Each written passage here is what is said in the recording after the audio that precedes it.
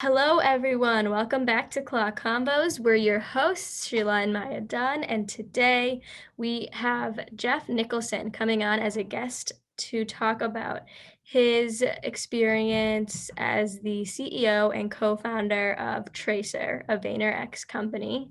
Jeff is super equipped in the marketing and tech space and also serves on the advisory board for Pinterest, Roku, and Nextdoor. So super impressive, and we're super excited to have him on and learn more about his journey as a CEO and specifically talk with him about the higher education system, proactive leadership, and also building community.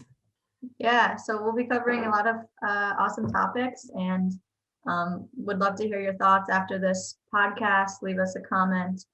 Feel free to share this episode with anyone who might find it interesting. A young self-starter, extremely ambitious individual, and just very inspiring to both Maya and myself. So we're going to have a great conversation and hope you guys enjoy. Hey guys, this is Sheila and Maya Dunn, and you're listening to Claw Combos.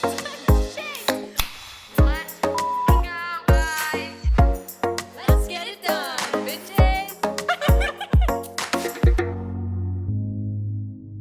Well, welcome to Claw Convos.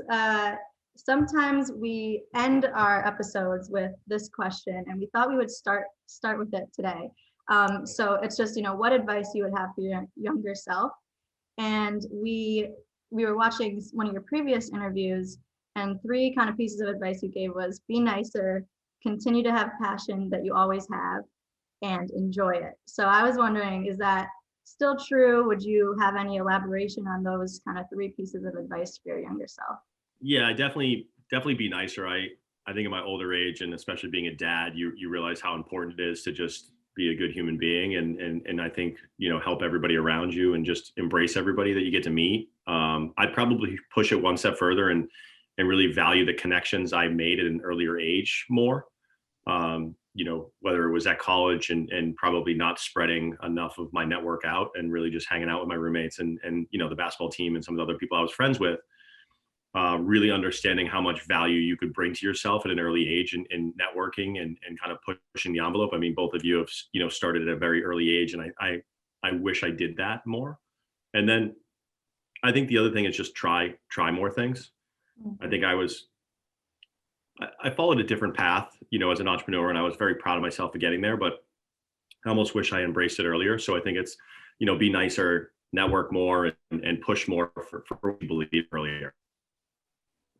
One thing said, you talk a lot about your competitive nature and spirit, and you're sort of alluding in a previous interview about maybe to enjoy things a little more, like not have that much pressure. But I was curious because me and Maya sort of debate this sometimes. It's like you want to set really high goals and ambitions for yourself, but at the same time, like you don't want to congratulate yourself, but like also enjoy and celebrate small things as well. I don't know. Do you have any thoughts on that? Yeah, I think I wouldn't change being competitive. I love being. I'm probably the most competitive person you'll ever meet on the planet, or at least I try to be. But I don't think I enjoyed being competitive enough. I think I was always focused on winning so much that I didn't enjoy playing as much as I probably could have. I very much enjoy the game now on a daily basis. I live the dream. I run my own company with one of my best friends, and I work on something that I really enjoy and find challenging. And so I think, just trying to embrace the game and not the final score as much is something that I think I've learned as I've gotten older. But I definitely wouldn't change being competitive. I absolutely love it. For sure. Do you think there's a part of like really just focusing on winning rather than embracing that helps you get to a goal? Or do you think that you can still get to the same place embracing the game and not focusing as much? I think you can. I think you have to learn how to do that. I think it's easier to just focus if you want to win and solely focus on really being successful and winning whatever you're trying to do. I think having that singular focus makes it easier not to lose, because you can get caught up in enjoying the day to day. I think as I've gotten older, I can appreciate the effort that goes into winning and appreciate the journey of it. So I think you just have to know kind of the balance, but I think you can have both. I really do. And so one of the topics we talk a lot about is higher education. And something you mentioned also is that school typically came easier to you. And it's kind of harder to get off the path if you're a good student, like the model's kind of suited for you. Do you agree with that? And what do you think about just higher education as a whole? Yeah, I think well, two things. One, I was very blessed that just school generally came easy to me. And I actually think that made it easier for me to go a different path. Right. I actually found that if the tests were easy and I didn't really have to study that hard, well, then maybe I could do more than what people were telling me. So I think it gave me the ability and the confidence to challenge more, and probably embrace being an entrepreneur more than I think other people. So I was actually pretty pumped about that. And then higher education, I believe in all education, right? I think the exposure of information and, gaining knowledge is one of the best things you can do in investing in yourself. I think the model of higher education needs to change. The price does not reflect the value in some cases. I think the system is definitely set up for very specific people. And I don't think there's a broad enough educational level for all different types of jobs. I think one of the reasons I go back and teach and do things like this is just to give people other things to think about, right? I was a little disappointed that a lot of people, because I was good at math, wanted me to be in finance or accounting, and I didn't want any of those jobs. Like I did not want to be an accountant, just sit there and hack numbers. Even though I enjoyed math, it just wasn't enticing to me. So I was a little disheartened when other people wouldn't push new opportunities or help me discover, honestly, the jobs that I've had. I mean, I didn't even half the jobs that I had, I didn't know existed when I was in college. I didn't even understand what the industry was or what was possible. And so I think that it definitely needs to change. But I will never go against, people educating themselves. I think it's the smartest thing you can do. One thing that I also saw in an interview more recently did, you said that your dad used to say your next connection is your best connection. That's right. Right now, with how the kind of educational system is set up, do you think that finding those connections is harder if you veer from the traditional educational path? No, it's called the internet. I really don't. I think that college, a lot of the value for some people is just being there and having those ability to, get free connections in some cases, right? I mean, you look at Harvard, I think is always the classic example everyone talks about. It's the premier, institution and university in our country. And you are likely going to be surrounded with potentially a lot of very smart people who have, mathematically, probably a pretty good chance to be successful.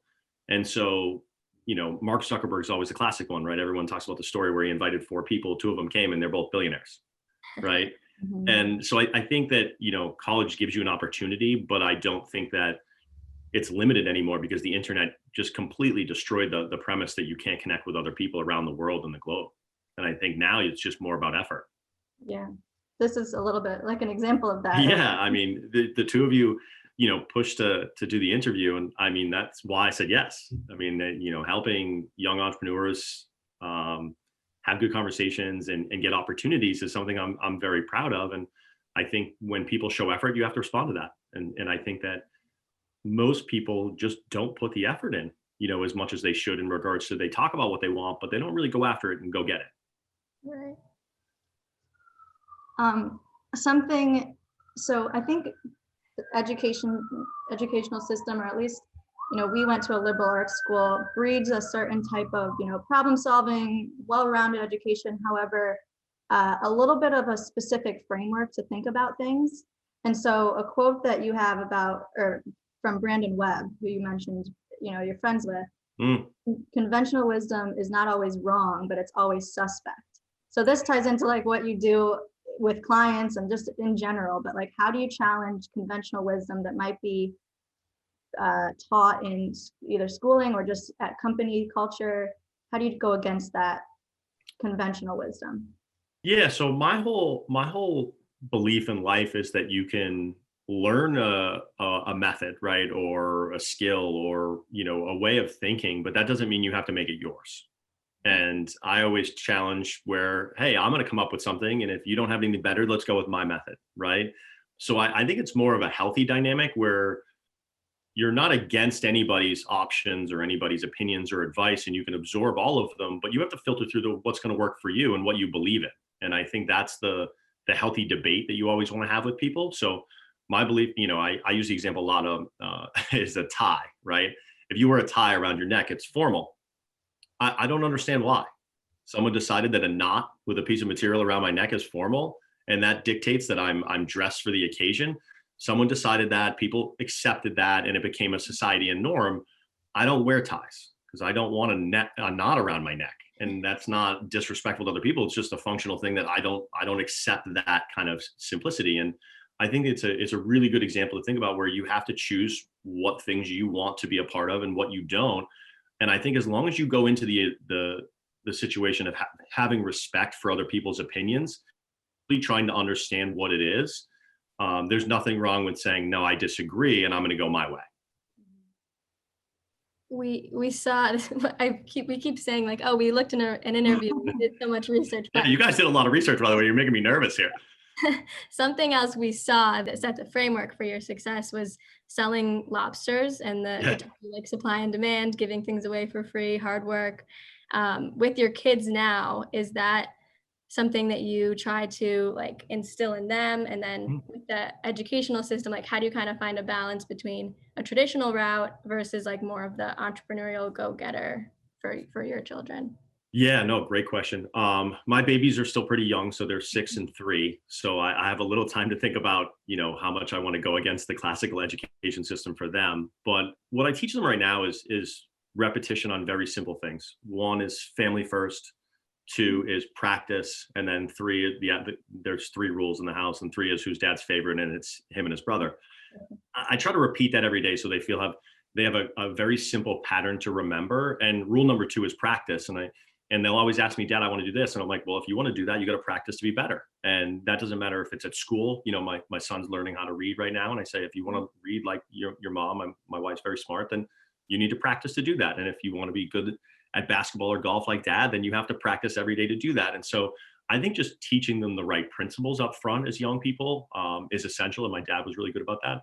But I think as they go forward, I think embracing that you can learn in a lot of different styles and getting a combination of both, conventional education along with just embracing what they like and enjoy will probably be the avenue that I go. Because for me, again, like your earlier question, I was bored at school for a lot of the time. Like it wasn't very difficult for me. So I was, really embracing sports and spending time with my friends and doing it. I collected sports cards and lobster and all these things. But I think you just have to embrace the uniqueness of your children and what they enjoy, and really make sure that you're kind of supporting that.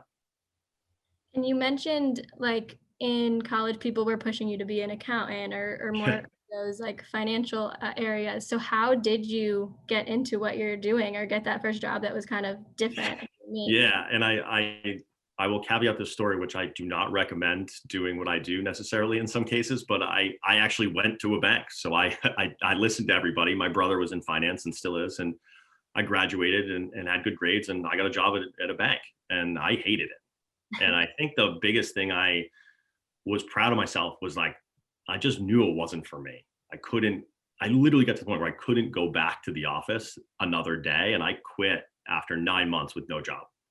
And I had to come home and look my parents in the face and be like, you spent a lot of money on college, and I got the job I'm supposed to get, and I just quit. And that was really, really tough. My advice is like, make sure that if you're going to quit, maybe have another avenue to go to before you quit and give up health insurance and all those things, because you still have to live.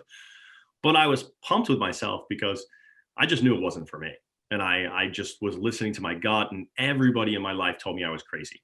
And I knew that I needed to do something different. And so I fell into the industry. My mom, my parents were amazing, got me another job through a family friend where it was just entry level, people. And similar to your sister, it was in digital marketing. And I worked at a very small agency at the time called iProspect, which now is a huge global company.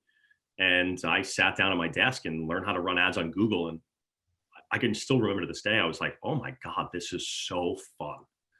and never looked back. And I've been doing it for, 15 plus years now. And it's been a great journey. Yeah, that's awesome. What do you love about digital marketing, or maybe more specifically your current? Innovation. I love when no one on the planet knows the answer and I get to try to figure it out myself. I love the fast-paced nature of it.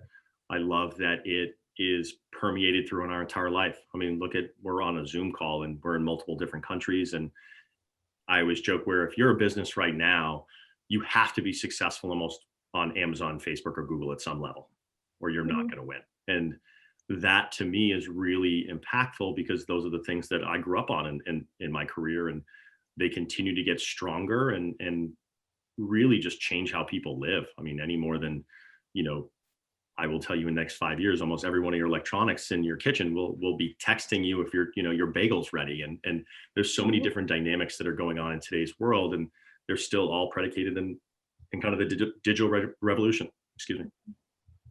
Yeah, so of course, COVID has played a role in this digital kind of speeding everything up in terms of the digital world, the e-commerce world.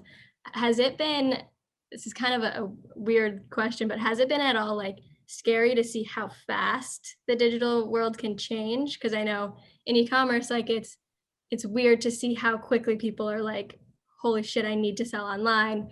I don't know. And it kind of makes you want to be like, how do I capitalize the most? How do I not miss out on an opportunity? Like something could change. How do you kind of deal with that? Or for me, it was validating. I mean, honestly, a lot of my friends didn't understand what I did. They were like, oh, he plays with Google or, Amazon and they're more classic retail or real estate or finance. And so for me, it was very validating for my career and what I was doing. And honestly, it just confirmed my beliefs and what was going to happen with people.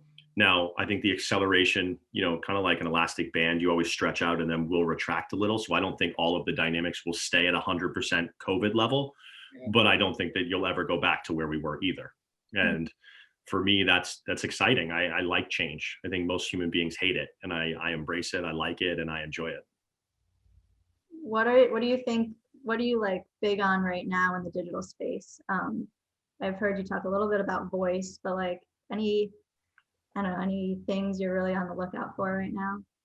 Yeah, I mean, I think one of the ones I'm really excited about, and I'm on the advisory board, and I'm very proud to be on for Roku, is just integrations with televisions, right? If you think about buying something on your television outside of Home Shopping Network on the channel that like your grandma bought stuff, was not a normal behavior. And I really think that's going to change. I think that, both of you will probably buy something through your television the next 5 years in a way that you've never even thought about. I think about the second one I really like is I call it the war on the home.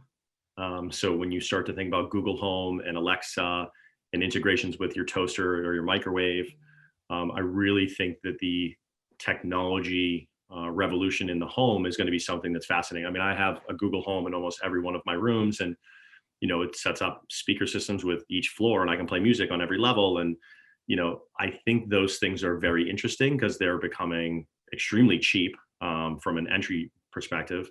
I think Alexa, even on sale, is $20 for your home, and having a virtual assistant of that nature, almost everybody's home is pretty special. And then the third one I would probably say is just blockchain.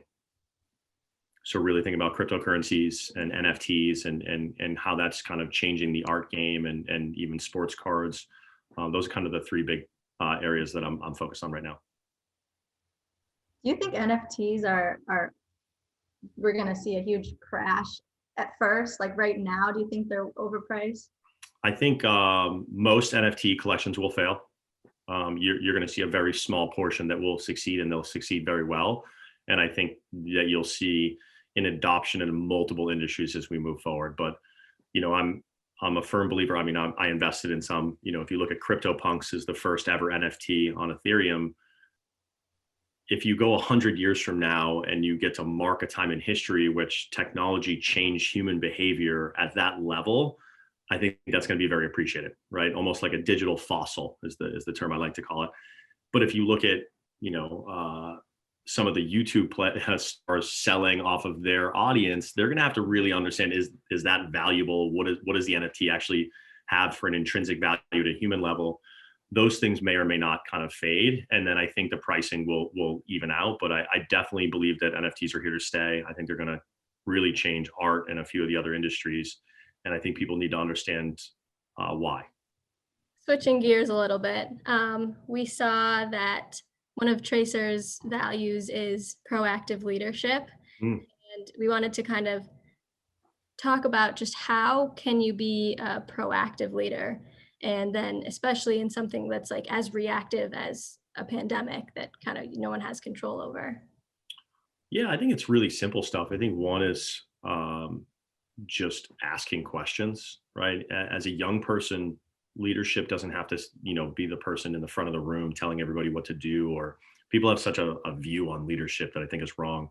I think one, just asking questions can show leadership, right? Being vulnerable enough in a room to ask a question and not being worried about people judging you, but rather asking the question because it might add value not only to yourself, but other people in the room, because there's probably someone else who has the same question. Two, as a leader, I run my own company, but that doesn't mean I know all the answers. So we have, diversity and inclusion council, for example, that I'm not included in on purpose, but I ask them how to be better as a leader. And so I think also, it flips where I can be vulnerable as a leader and say, hey, I don't know all the answers here. How do I become better? And how do I make our company be a leader in this space? So I really think that, being naturally curious is something both I hire for, but also is just a great, great thing to be as a proactive leader. And then the other one is just leading by example. Working hard, being a good person, checking in on your teammates, doing all the little things that you would want for yourself from other people, I think is a great place to start. How do you think you embrace being vulnerable? It's a great question, actually. Really great question. You have to practice. I think for me, there's two pieces to it. One, self-confidence. I'm a very confident person in who I am, and confident enough to be okay with not being right, or being okay with not knowing the answer. And I think that comes from confidence, which is an interesting kind of balance between vulnerability and confidence. Most people think that if you're confident, you're never going to show vulnerability, and then it's just untrue. And then I do think it's practice. I think you have to take the risk and understand that it's okay. And it's okay to communicate things that could be vulnerable, or ask questions, or put yourself in a position that's going to be difficult, because you're going to learn from it. So we talked about like winning earlier. There's definitely a difference between winning and being wrong, right? Like, what would you say the difference is there, and like how could you overcome, like what's the difference between losing and just Yeah. asking questions? I think the bigger one is actually not winning the wrong way. We have a value at Tracer where it's winning together. I don't want to win without my team. I joke a lot that Michael Jordan, everyone, he's considered the greatest basketball player of all time. He still had 4 teammates on the floor every time he played. Right. He wasn't winning by himself, right? And he didn't score every point. And I think you have to understand that winning the right way is the best choice. And trying to win and losing is okay if you went about it in a way that which you're proud. I think a lot of people so focus on winning, and then if they looked back, they probably weren't as proud as they'd like to be in the win. And that's when you need to change how you're rolling. That's great advice. Yeah. I never thought about it's just like you win or you lose, but there's a lot more to it than that. Oh, it's way more. I mean, as a young person, I probably would push harder in ways that I might change on being proud of what I did every day. And I think that as you get older, you get an opportunity to really understand that it's about how you go about your journey and how you go about it with other people that's the most important. And then winning becomes 10 times more enjoyable. Do you ever, being super competitive and being a leader, do you ever feel like unproductive, or like do you feel okay being unproductive, or do you sometimes Sheila and I are like struggling to watch TV on a Sunday, but I think there's a good balance there. Did you ever struggle with that, or do you now? I probably struggled it a little bit early on because I was so hungry. I wanted everything so fast, right? I wanted the jobs and the titles and the money and and the decision making, and you just want it so much that I probably overworked, to be honest. I I actually gave up TV. I don't even watch TV really, other than the NBA and a few things specifically. But now I don't. Now I feel no pressure on myself to work, or I work when I want to work. I like to work. It's my hobby. I work all the time. I work 7 days a week, but I feel no obligation to do so. I really enjoy it. But I think as a younger person, I think you can get caught up with, again, like the goal and like so focused on the win that, you need to enjoy yourself and remember that life is short, right? You get one trip around the planet, and, you should enjoy what you're doing. And that comes in all phases. Balance is the biggest struggle in human life, without a doubt. And the balance is a combination of all the things that are going to make you happy, and what you have to deal with in your environment. And I think people just need to do a better job of listening to themselves and realizing, like, it's okay to take a break. It's okay to have an off day. It's okay to take a month off. I mean, the world give 3-month leaves, and there's nothing wrong with that either. Or, even my favorite topic lately is the new embracing of parents. I mean, I think parents, especially moms, had it really hard and still do. There's such a high level of judgment on how much time you take off. And now you look at companies and they've changed their policies from 3 months to 6 months or 3 months. And that is a drastic change for a family, and your ability to spend time with your children and create a bond. And so I really think people just need to listen to themselves and understand, what works for them. Do you think then, looking back, would you have preferred to have enjoyed it the whole time and maybe not be where you are? Or do you kind No, of attribute no, absolutely not. But that's because I'm freakishly competitive. I think, my advice is for most people who probably aren't as competitive as me, but I'd still pick pushing so hard because I enjoy the push. I just wish I knew then how I feel now, and I probably would have been, slightly happier doing it, but I wouldn't change it because I can't stop who I am as a person, and I'm freakishly competitive. I just want to win. it's funny because we always say our dad is the most competitive person in the world, so it would be, I He's mean, gonna have to be number 2 now, I maybe promise you. yeah. Respect, Dad, by the way, if he listens to this. Total respect. 2 baller daughters. Um, yeah, it's funny. Our sister, so yeah, Maya said we're one of 6. Our oldest sister just had a baby on the 12th of March. Awesome. But how has being a parent changed? I mean, I'm sure there's so many ways, but if you had to boil it down to 1 or 2 things, how it's changed your perspective on life?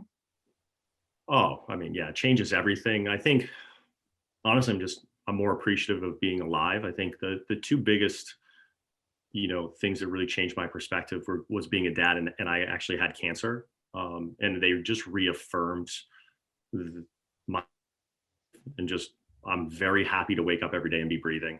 And I really put that on my babies. And then I think the other thing is just to laugh at life a lot. I think people can get very serious and get very stressed out about things. And I just, when you watch your 3-year-old son come up and give you a hug, it's pretty easy just to be like, wow, that's just, a lot of things aren't that important anymore, So I think it's really just to be a happier person and to appreciate being alive. Mm-hmm. It's really like perspective, sort of.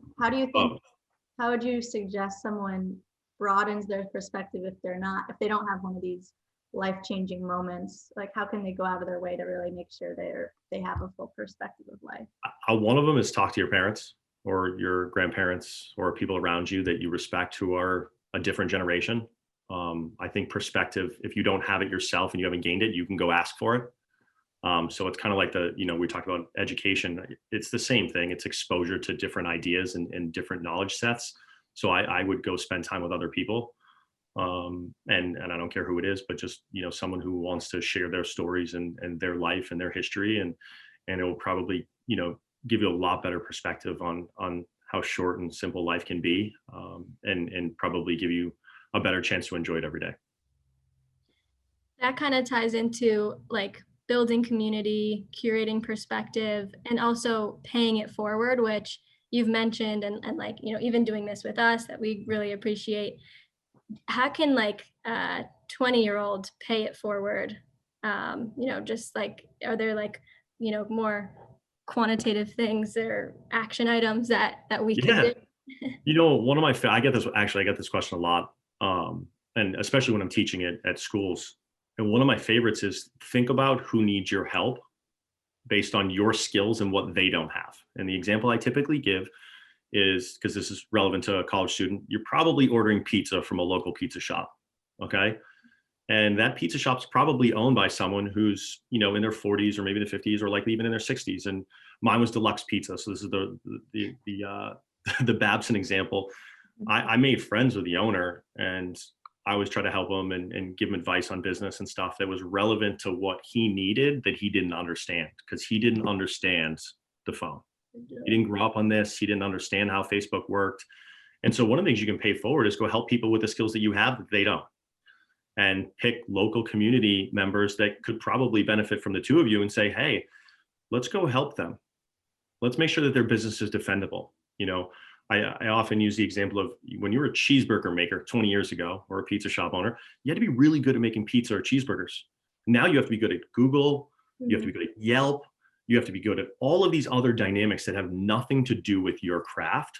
So if you're a young person and you have the skills because you grew up on your mobile phone, or you grew up playing video games, you likely have something that other people could really use, and you can pay that forward. Can you tell us a bit about Nichols Notes? Am I pronouncing that correctly? Nickel Notes, yeah.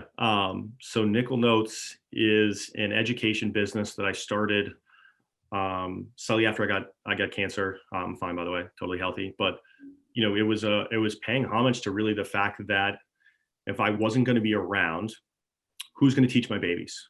And when you look at the education system and you ask, higher education, I believe in, but I do believe it needs to change. And I do believe that the education ecosystem at a whole could be better. And so I started Nickel Notes to really bridge the gap between universities and colleges to help young entrepreneurs like yourself have a better chance for being successful. So the business model is that I run a consultancy for pretty much anybody, usually just referrals from my network. I give high discounts.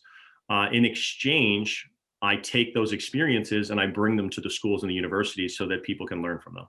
So the whole premise was just improving the education system. I love to be a professor and teach and enjoy it quite a bit. And it's a way to give back and have an impact on young entrepreneurs and hopefully improve the system that, will teach my babies.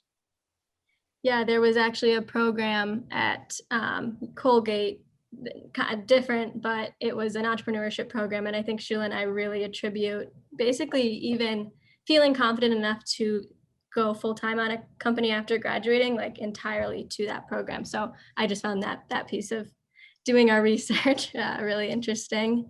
And then I had another question kind of on building community, which is, now that everything's remote, or now that more things are remote and a lot of companies are moving online, how do you think people can still build a community within their team, whether it's a team of 3 or a team of 100? Yeah, I think it's harder. I'm going to be the first one to admit I'm a social, butterfly in a lot of ways, where I enjoy human connection and being in the room. And, I'm very sad I didn't get to do P18 in person, because it was a really fun event and always nice to be in Puerto Rico, which was amazing. Mm-hmm. I think you just have to put in more effort, and you have to ask people what's going to be enjoyable for them, right? And a team example we use is that we're doing a stretching, just like kind of break in the day, right? It's so difficult to do Zoom all day, and just the fatigue of that. It's not nearly as engaging as being in the room. And so we basically asked the team, hey, how about we just do a half an hour stretch with everyone? And we hired a woman who comes in and lets the team take a breath and stretch and feel good, and just everybody does it together, so that it's just a new activity that you can do as a group. And so I would say ask people what they want to do, put in extra effort, realize that it's probably harder for everyone. I try to call more people more often, and even just check in, but I just think you have to put in a lot of time. What would you attribute some of, like, you mentioned not having as much help maybe in some of those first jobs as you would have liked? Who do you attribute your, like, who are some of your mentors and, like, people who have really helped you along the way, whether through childhood or further on? Yeah, I've had a few. So my parents obviously were huge. I have an older brother, so I'm only one of two. And he was a huge role model for me. He was just very smart, very hungry. I had a gentleman, Marco Kazanjian, well, Mark actually technically. And Mark was my boss at a pro shop. So I sold golf clubs for many years as a young guy in high school, and he taught me how to sell. He was hugely impactful on me. I'm still very good friends with him and his son, who went from like a little baby to now he's like a full grown adult, and we actually have dinner. It's very odd. And then I'd probably say Akshay Patel was one of my early bosses who became good friends. Like we became very, very good friends, and he had a big impact on me and just like showing how to be a leader and how to be a good person. And then I would say lastly is just Gary. Gary, I think, for embracing who you are. Him and I very much get along on very simple principles about wanting to be great and really pushing to be competitive, and I think following our own path. We're both probably a little bit more off the path than most. Do you think one kind of quick follow-up to that is like, how do you follow a schedule? Like I've heard all different types of advice in terms of how to network well, but it's really hard to make time. Or not hard, it's just something you have to intentionally focus on in order to maintain relationships. Is there anything you follow? Like, do you have anything scheduled regularly, or is it just natural? For me, it probably comes more natural. I enjoy talking to all my friends and keeping with connections and making sure that like I'm involving people into activities. But to be very frank, I have a woman who's been with me for a very long time, Claire, who's just like one of the most impactful people for me being productive and honestly successful. And her and I sit down quite often and we'll go through my network and diligently look at who haven't I talked to in a while, who should I reach out to, who could use help. I try to be very active on calling old employees and asking them if they're okay, and do they need help, or do they want a new job, or, how can I be of service? So I think there's, a combination of, you have to know who you are as a person. And I think, I have the luxury of it probably being more fun for me than other people, but then I'm still very diligent about going through the list and making sure that like my method is helping people and trying to add value for them, and not calling for any other reason other than just say, hey, can I help you? Yeah. We wanted to do a rapid fire in like the last 5 minutes here. Fire away. Okay, coffee or tea? Coffee. Beer or wine? Beer. Stocks or crypto? You could only pick one. I was going to say both. I'll go stocks. Okay. Do you prefer working with B2B or B2C? Oh God. I'm going to go B2B. Okay. EQ or IQ? EQ. Nonfiction or fiction? Fiction. Tropics or Arctics? Oh, tropics. Yeah. Yeah. That one. Yeah. No shoe life all day. Trust me. I hate the cold. West Coast or East Coast? Oh, East Coast for life. In office or remote? In office. Are you PC or Mac? Mac. TikTok or Clubhouse, or neither, I guess. TikTok. Okay. Do you prefer being CEO or CMO? CEO. And startups or Fortune 500s working with? Startups. Awesome. Okay, that was the rapid fire. And then I had one more question, which is kind of for us and for improving this podcast. Is there a question that we could have asked today that we didn't ask that you would have been impressed by, or, just interested in answering? I think, a question I always ask myself is, what job would I want if I didn't have mine? Okay. And what would you say to that? Probably C-suite at Roku. Very cool. Awesome. Did you ever want to be a professional basketball or golfer?